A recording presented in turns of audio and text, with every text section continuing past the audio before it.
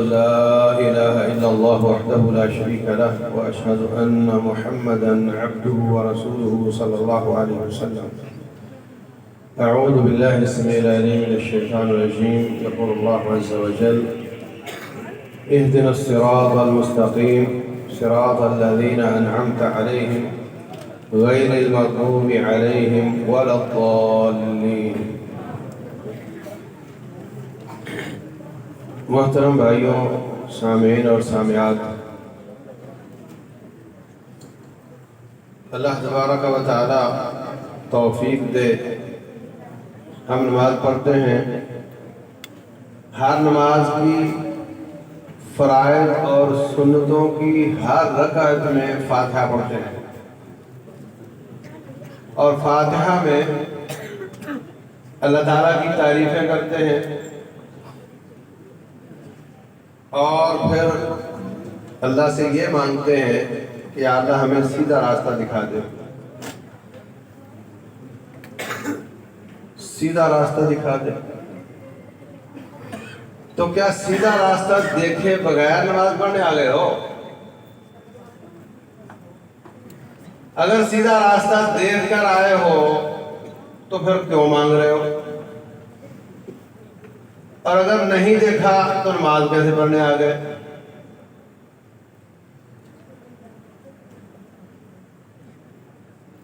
اللہ تبارک و تعالی قرآن حکیم میں فرماتے ہیں: اِنَّكَ لَا تَهْدِي مَنْ أَحْبَبْتَ۔ اے نبی علیہ السلام، جس کو آپ چاہیں ہدایت نہیں دے سکتے، وَلَكِنَّ اللَّهَ يَهْدِي مَن يَشَاءُ، اللہ جس کو چاہتا ہے ہدایت دیتا ہے۔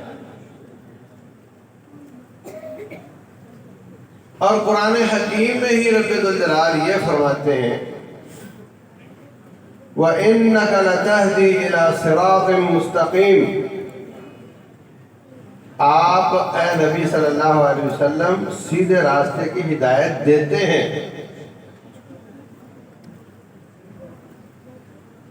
قرآن حکیم میں ہی رب ذوالجلال فرماتے ہیں: هُدًى لِّلْمُتَّقِينَ الَّذِينَ يُؤْمِنُونَ بِالْغَيْبِ وَيُقِيمُونَ الصَّلَاةَ وَمِمَّا رَزَقْنَاهُمْ يُنفِقُونَ۔ یہ قرآن متقین کے لیے ہدایت ہے۔ کون سے متقین؟ جو غیب پر ایمان لاتے ہیں، نماز قائم کرتے ہیں، صدقہ خیرات کرتے ہیں، سابقہ کتابوں پر ایمان لاتے ہیں، آخرت پر ایمان لاتے ہیں، یہ قرآن ان کے لیے ہدایت ہے۔ تو جو اتنی چیزیں مان رہا ہے، نماز بھی پڑھتا ہے، صدقہ بھی کرتا ہے، اللہ پر ایمان، آخرت پر ایمان، سابقہ کتابوں پر ایمان بھی لاتا ہے، تو یہ اس کے لیے ہدایت ہے۔ تو جو بے ہدایتہ ہے، جو کافر ہے، مشرک ہے، فاسق ہے، فاجر ہے، اس کے لیے پھر کیا ہے؟ قرآن ہی یہ کہتا ہے کہ وہ متقین کے لیے ہدایت ہے، اور قرآن ہی یہ کہتا ہے کہ شہر رمضان الذی انزل فیہ القرآن ھدی للناس وبینات من الہدی والفرقان، کہ یہ قرآن سب کے لیے ہدایت ہے اور ہدایت کے واضح دلائل ہیں اور حق و باطل میں فرق کرنے والی کتاب ہے۔ ہم ہدایت پر ہونے کے باوجود ہدایت مانگتے ہیں۔ متقین کے لیے ہدایت ہے، عام لوگوں کے لیے ہدایت ہے۔ نبی صلی اللہ علیہ وسلم کو فرمایا گیا کہ آپ ہدایت نہیں دے سکتے، اور آپ کو ہی فرمایا گیا کہ آپ ہدایت دیتے ہیں۔ ان سب باتوں کی وضاحت یہ ہے کہ ہدایت کے کئی لیول ہوتے ہیں، 3 لیول ہوتے ہیں۔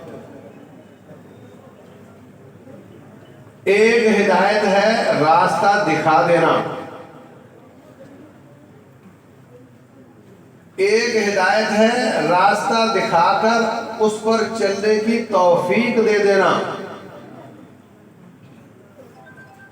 اور ایک ہدایت ہے کہ راستہ بھی دکھا دیا، چلنے کی توفیق بھی دے دی، اور اب شیطان ہر وقت اس کو گمراہ کرنا چاہتا ہے، اور دائیں سے آ رہا، بائیں سے آ رہا، آگے سے آ رہا، پیچھے سے آ رہا ہے، اور ہر وقت کوئی بھی لمحے میں یہ گمراہ ہو سکتا ہے، یہ پھسل سکتا ہے، اس کی زندگی کا کوئی لمحہ بھی اس کی گمراہی کا لمحہ ہو سکتا ہے۔ تو اس لیے یا اللہ جس راستے کو دکھایا، جس پر چلنے کی توفیق دی، اب اس پر استقامت عطا کر یہاں تک کہ موت اسی حالت میں آ جائے۔ یہ ہدایت کے 3 لیول ہیں۔ جس آیت میں فرمایا کہ آپ ہدایت نہیں دے سکتے، اس سے مراد اگلے 2 لیول ہیں کہ آپ چلنے کی توفیق اور استقامت آپ نہیں دے سکتے، اور جس آیت میں فرمایا کہ آپ ہدایت دیتے ہیں، اس سے پہلا لیول مراد ہے کہ آپ ہدایت کا راستہ دکھاتے ہیں، لوگوں کو دکھا دے سکتے ہیں، مگر اس پر چلنے کی توفیق بھی اللہ کے ہاتھ میں ہے، اور پھر اس پر استقامت اور ہمیشگی اور محافظت یہاں تک کہ موت اسی حالت میں آ جائے، یہ رب الجلال کا کام ہے۔ یہ ہدی للناس ہے اور یہ ہدی للمتقین ہے۔ پہلے لیول کے حساب سے یہ ہدی للناس ہے، ساری کائنات کے لیے ہے، ہر شخص کے سامنے یہ کتاب ہے، کافر ہو، کسی قسم کا مشرک ہو، منافق ہو، سب کے لیے قرآن پیش کرتا ہے، ہدایت راستہ دکھاتا ہے۔ اور ہدی للمتقین کا معنی یہ کہ جو اگلے لیول میں آ جائیں، راستہ دیکھ لیا، توفیق مل گئی، اب وہ نماز قائم کرتے ہیں، اور وہ آخرت پر ایمان لاتے ہیں، سابقہ کتابوں پر ایمان لاتے ہیں، تو اگر وہ یہ سارے کام کرتے رہیں تو ہدایت ان کو ملی رہے گی، استقامت ملے گی، یہاں تک کہ موت اسی حالت میں رہے گی۔ ہدی للمتقین یہ ان لوگوں کے لیے ہدایت ہے جو بچنا چاہتے ہیں، ایک معنی یہ بھی ہے۔ کوئی شخص یاد رکھو، کلاه و دستار والا ہو، ممبر و محراب والا ہو، مگر وہ بچنا نہ چاہتا ہو، تو قرآن سے اس کو ہدایت نہیں ملتی۔ اور کوئی شخص کافر ہو، مشرک ہو، ہندو ہو، عیسائی ہو، بچنا چاہتا ہو، تو قرآن سے اس کو ہدایت مل جائے۔ جو یہ کہے کہ یا اللہ میرا امام فلاں ہے، پیشوا فلاں ہے، پیر میرا فلاں ہے، عقیدہ میرا یہ ہے، عمل میرا یہ ہے، اب تیرا قرآن آئے اور آ کر میرے پیر کی باتیں سچی کر دکھائے، میں قرآن کو اس لیے پڑھوں گا تاکہ میرے موقف، میرے عقیدے، میرے عمل کے دلائل مل جائیں، اس کو ہدایت نہیں مل سکتی کیونکہ بچنا نہیں چاہتا۔ اور جو شخص کافر ہو، ہندو ہو، مشرک ہو، مگر وہ یہ کہے یا اللہ میرا سینہ صاف ہے، میرے دل کی پلیٹ صاف ہے، اب تیرا قرآن جو فرمائے گا وہ میرا عقیدہ ہوگا، جو تیرا قرآن تیرے نبی کا فرمان علیہ السلام فرمائے گا وہی میرا عمل ہوگا، اس کو اللہ تعالیٰ ہدایت دے دے۔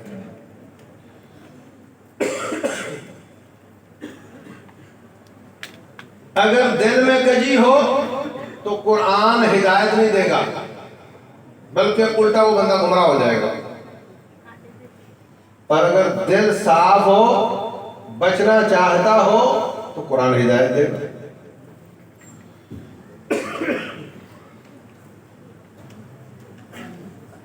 میں مدینہ میں پڑھتا تھا، مدینہ طیبہ میں، تو میرے ساتھ ایک لڑکا عبداللہ پڑھتا تھا، ہندوستان کا تھا۔ مجھے اس نے اپنی کہانی سنائی، کہتا میں ہندو ہوتا تھا،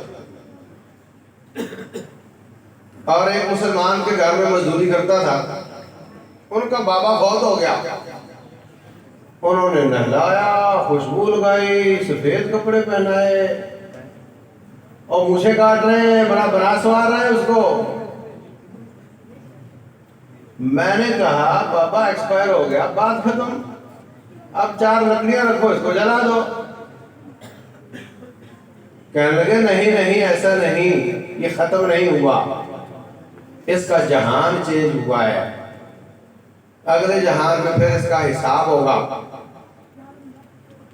چھوٹا حساب ہوگا، چھوٹی جزا سزا ہوگی، پھر اس سے اگلے جہان میں حشر کے میدان میں بڑا حساب ہوگا، پھر یا نیک ہوا تو جنتوں میں رہے گا، برا ہوا تو جہنم میں جلے گا، معاملہ ختم نہیں ہوا اس کا۔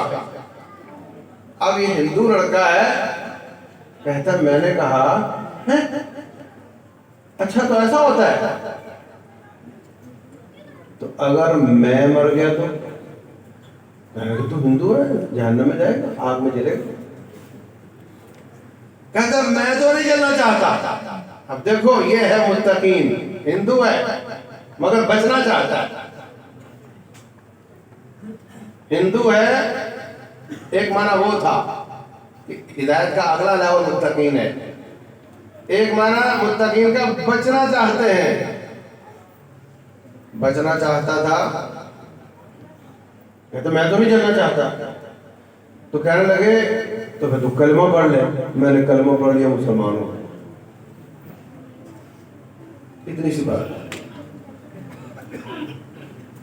پھر میرے والدہ نے میری پٹائی کی اور مجھے مندر کی نوکری لے کر دی، مگر میرا دل مسلمان تھا، میں وہاں سے بھاگا اور مدراس میں جا کر جامعہ سلفیہ میں داخلہ لے لیا اور وہاں پہ پڑھتا رہا حتیٰ کہ میرا اللہ تعالیٰ نے مدینہ میں داخلہ کیا۔ تو جو بچنا چاہتا ہے، جس کے دل کی پلیٹ صاف ہے، اس کے لیے قرآن ہدایت ہے، اور جو بچنا نہیں چاہتا، قرآن کو بدلنا چاہتا ہے، اپنے آپ کو نہیں بدلنا چاہتا، اس کے لیے قرآن ہدایت نہیں بلکہ گمراہی کا سبب بن جاتا ہے۔ یضل بہ کثیرا ویہدی بہ کثیرا وما یضل بہ الا الفاسقون۔ ایک شخص تبت یدا ابی لہب وتب، یہ سورت پڑھ کر کافر تھا، مسلمان ہو گیا، اور ایک شخص اسی سورت کو پڑھ کر مسلمان تھا، گمراہ ہو گیا۔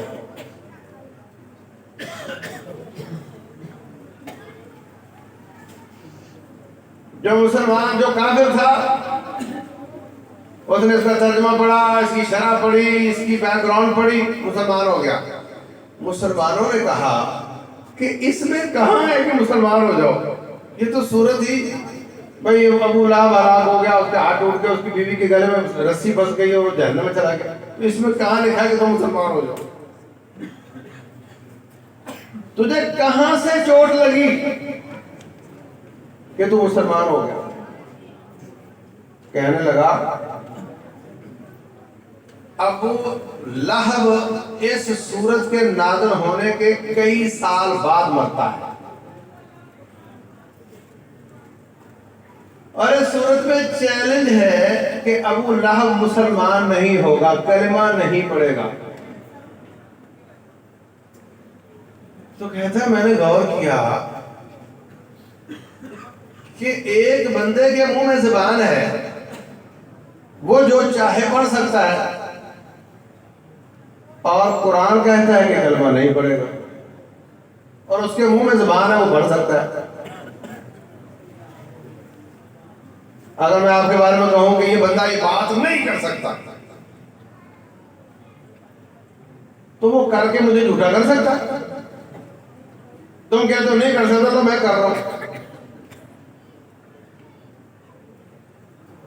تو کتنی بڑی جرت کی بات ہے کہ رب فرمائے کہ ابو لہب کلمہ نہیں پڑھے گا، جبکہ اس کے منہ میں زبان ہے، وہ پڑھ سکتا ہے۔ اللہ کہتا ہے لوگ کہتے تھے قرآن نبی نے لکھا ہے، نعوذ باللہ۔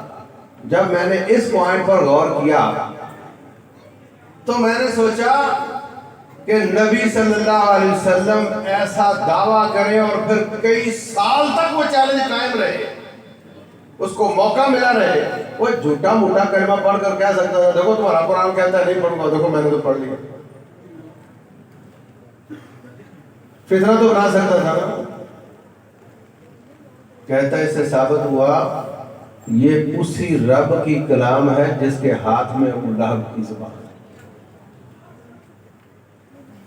اگر یہ کلام کسی اور ذات کی ہوتی اور زبان اس کی کسی اور کے ہاتھ میں ہوتی تو اتنا بڑا دعویٰ اور اتنے سالوں کا موقع اور مہلت نہیں دی جا سکتی۔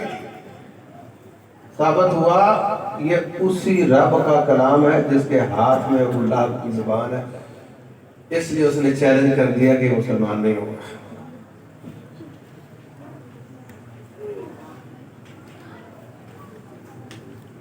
یہ بندہ مسلمان ہو گیا، اور ایک مسلمان اس سورت کو پڑھ کر گمراہ ہو گیا۔ ہمارے ساتھی کہیں جا رہے تھے سفر پر تو کہنے لگے کہ میں نے ایک جگہ گاڑی روکی، نماز کا وقت تھا تو نماز شروع کر دی، جہری نماز تھی، تو میں نے تبت یدا ابی لہب پڑھی، تو محسوس ہو رہا تھا کہ کوئی اور گاڑی بھی رکی ہے اور وہ بھی وضو کر کے ہمارے ساتھ نماز میں شامل ہو گئے ہیں۔ محسوس ہو رہا تھا کہ میرے ساتھی نہیں اور لوگ بھی ہیں۔ تو پہلی رکعت تو سلامتی سے گزر گئی، اور جب دوسری رکعت میں نے یہ سورت پڑھی تو وہ نماز توڑ کر پیچھے ہٹ گئے اور انہوں نے اپنی نماز شروع کر دی۔ میں بہت حیران ہوا کہ اگر بدکنا تھا تو پہلی رکعت میں بدک جاتے، آمین پر بدک جاتے، یہ کیا چکر ہے، یہ بڑے عجیب موقع پر بدکے ہیں، مسئلہ کیا ہے؟ تو میں نے نماز کے بعد پکڑ لیا ان کو، میں نے کہا بھائی کیا غلطی ہو گئی، آپ نے نماز چھوڑ دی، الگ سے نماز پڑھ لی۔ کہنے لگے اس لیے کہ تم نے نبی کے چچا کی گستاخ صورت پڑھی۔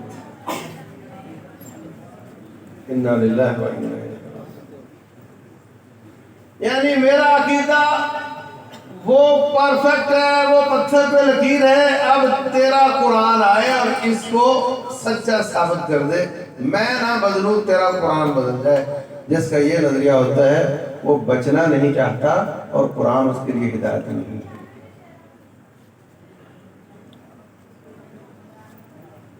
تو عزیز بھائیوں، طالب علموں،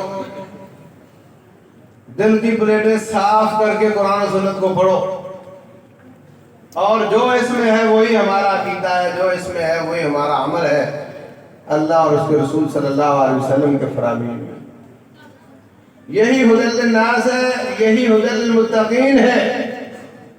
اللہ اکبر، یہی بینات من الہدی ہے۔ بینات من الہدی کی ایک مثال دیتا ہوں، یہ ہدایت کے واضح دلائل ہیں۔ قرآن کی وہ آیات جن میں کوئی ایسا اشارہ ہمیں سمجھ نہیں آتا کہ تم مسلمان ہو جاؤ، ان کو سن کر بھی بندے مسلمان ہو جاتے۔ اب یہی دیکھ لو، تبت یدا میں کہاں ہے کوئی اشارہ کہ تم مسلمان ہو جاؤ؟ قرآن بہت عجیب چیز ہے، اس کی ہر آیت سے ہدایت پھوٹتی ہے۔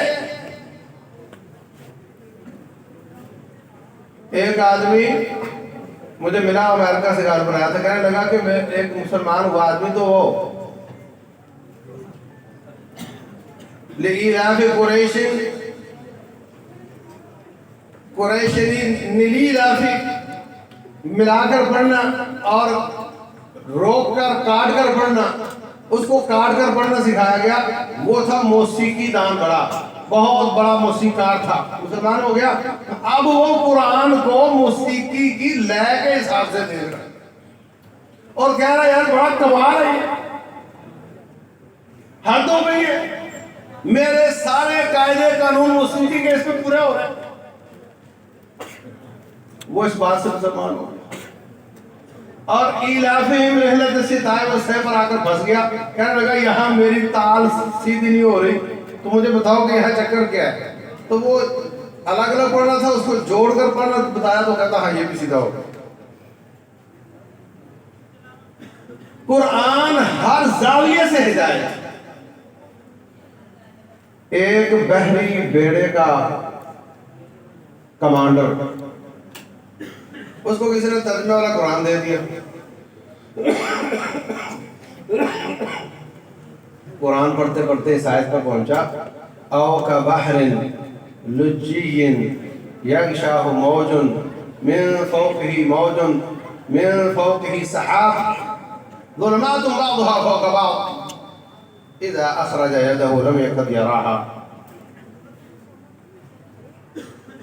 کہتا ہے ان کے اعمال ان کے کام نہیں آئیں گے جیسے سمندر کی موجوں پر موجیں ہوتی ہیں اور موجوں پر پھر موجیں ہوتی ہیں اور اوپر بھی سورج نہیں بادل ہوتے ہیں. تو نیچے چلے جاؤ تو موجوں سے نیچے موجوں سے نیچے اور اوپر بھی بادل ہوں تو اپنا ہاتھ نکالو تو نظر نہیں آتا. یہ قرآن کہہ رہا ہے. اب اس میں بتاؤ کہاں لکھا ہے کہ مسلمان ہو جاؤ؟ موجوں پر موجیں، اوپر بادل ہے، اپنا ہاتھ نظر نہیں آتا.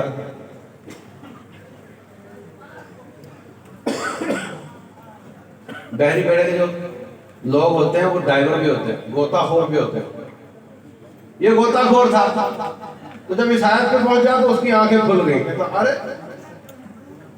یہ کیسا منظر، یہ منظر وہ اس کی منظر کسی وہ کر سکتا ہے جو میری طرح کا ڈائیور ہو، جس نے وہ چیزیں اپنی آنکھ سے نہیں دیکھیں وہ اس طرح کی منظر کشی نہیں کر سکتا. تو لگتا ہے کہ یہ جو مسلمانوں کا نبی ہے نا جس نے کتاب لکھی ہے نعوذ باللہ، وہ بھی میری طرح کا نا بحریہ کا کمانڈر ہی ہوگا، میری طرح کا ڈائیور ہی ہوگا. سفر ختم ہوا، کشتی پر آیا، کسی مسلمان کو ملا، کہنے لگا بتاؤ تمہارے نبی جو تھے صلی اللہ علیہ وسلم کیا وہ غوطہ خور تھے؟ اور کہنے لگا بھائی ہمارے نبی صلی اللہ علیہ وسلم نے زندگی میں ایک سفر بھی سمندر کا نہیں کیا. کہتا ہے ایک سفر بھی سمندر کا نہیں کیا اور سمندر کی طے کی ایسی نقشہ کشی کی ہے. اس کا صاف مطلب ہے کہ یہ کتاب انہوں نے نہیں لکھی، ان کے رب نے لکھی ہے. اشہد ان لا الہ الا اللہ واشہد ان محمد عبدہ.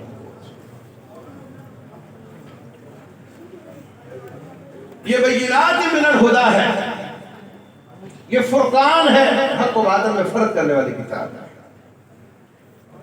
یہ کتاب بلندیاں دینے والی کتاب ہے. یہ کتاب کاغذ روشنائی کا مجموعہ نہیں ہے، یہ میرے رب کے بولے ہوئے بول ہیں. کیوں حافظ صاحب اگر میں کہوں مسجد گرا دو اور دوبارہ بناؤ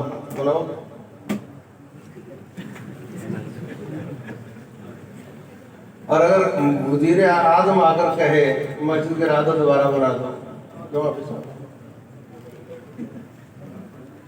بولو؟ بن جائے گی نا، گر بھی جائے گی بن بھی جائے گی. بات تو وہی تھی گرا دو بنا دو، میں نے کہا گرا دو بنا دو، اس نے کہا. ثابت ہوا بات ذات کے تابع ہوتی ہے، بات ذات کے تابع ہوتی ہے. جتنی کوئی ذات اعلیٰ ہو اتنی اس کی بات اعلیٰ ہوتی ہے. اور میرے طالب علموں اس قرآن کی شان مجھ سے کیا پوچھتے ہو کہ یہ ہمارے رب کی بات ہے. اس کا اتنا مقام ہے جتنا رب کا مقام. یہ اس کا وصف ہے، یہ اس کی صفت ہے، اور صفت اور موصوف کا مقام ایک ہوتا ہے. یہ سفارش کرنے والی کتاب ہے. فرمایا قرآن کو پڑھا کرو. فإنه يأتي يوم القيامة شفيعا لأصحابه، کیونکہ وہ قیامت والے دن قرآن پڑھنے والوں کا سفارشی بن کر آئے.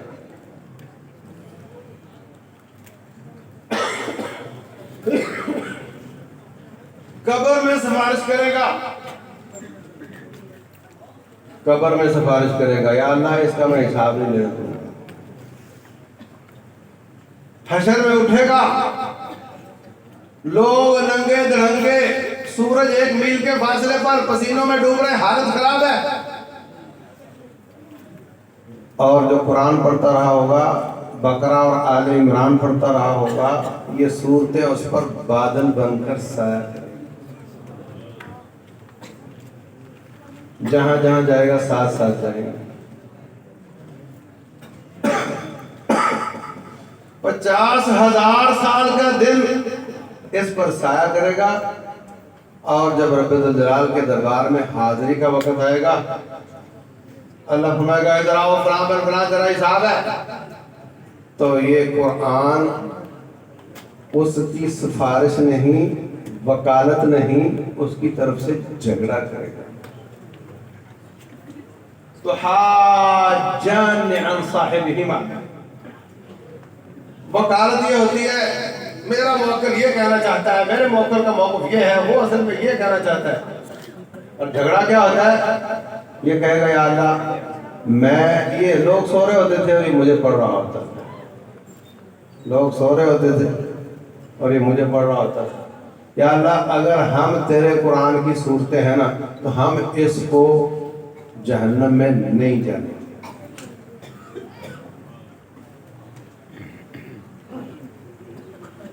رسول اللہ صلی اللہ علیہ وسلم فرماتے ہیں اللہ کا قرآن کہے گا اللہ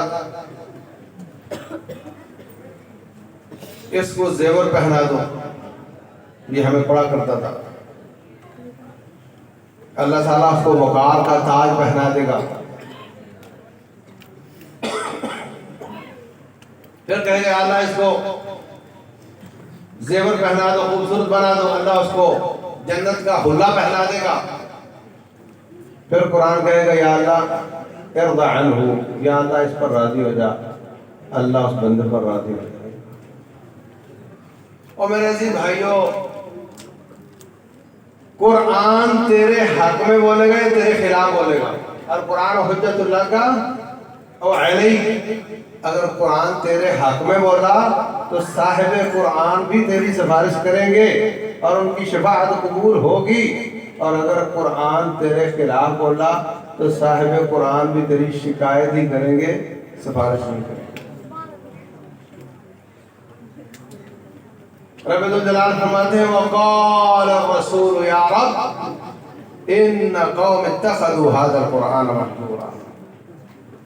رسول کہیں گے یا اللہ میری اس قوم نے تیرے قرآن کو چھوڑ دیا تھا، اس لیے آج ہم ان کی شکایت کر رہے ہیں، سفارش نہیں کر رہے. اچھا بھائی یہ طالب علموں کو چھوڑ دو، جو باقی بھائی بیٹھے ہیں مجھے بتاؤ کہ پچھلے رمضان سے لے کر آج تک کس کس بھائی نے ایک بار قرآن ختم کیا؟ کھڑا کرو. طالب علموں کو علاوہ بھائی میں نے پہلے شرط لگا دی.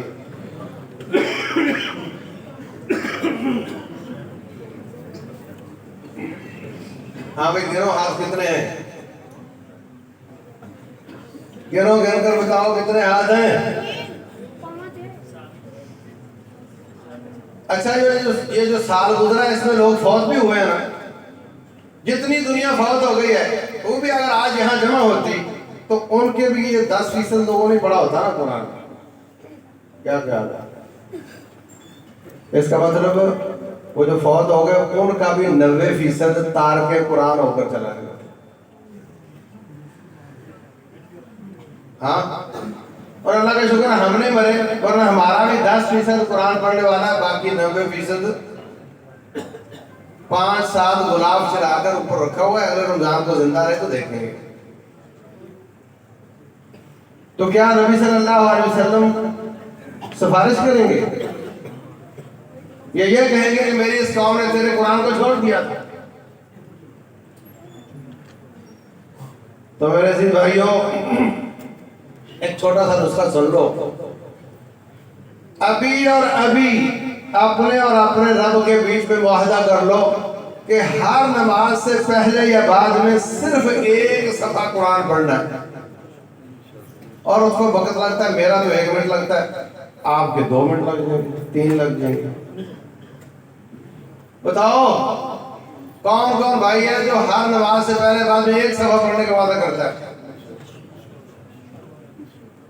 ابھی بھی کچھ ڈر رہے ہیں کہ پتہ نہیں کیا ہو جانا ہے. نیچے کرو. اللہ تعالیٰ قبول فرمائے. 5 نمازوں کے 5 صفحے. کبھی ہو جاتی ہے غمی خوشی تو اگلے دن 2 پڑھ لینا، کوئی بات نہیں. تو انشاءاللہ اگر ہم اس پر عمل کریں گے تو ہمارا اگلی زندگی تار کے قرآن ہو کر نہیں گزرے گی. اور اس کا نتیجہ کیا ہوگا؟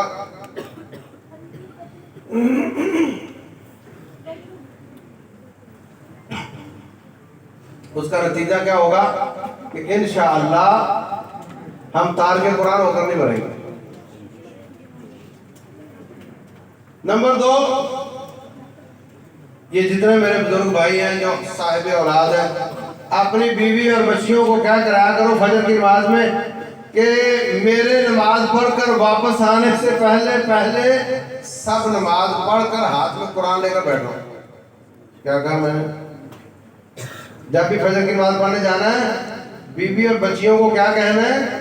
میرے واپس آنے سے پہلے نماز پڑھ چکو اور قرآن ہاتھ میں لے کر بیٹھو. واپس آؤ، 3 آیتوں کا ترجمے والے قرآن سے دیکھ کر سنا دو.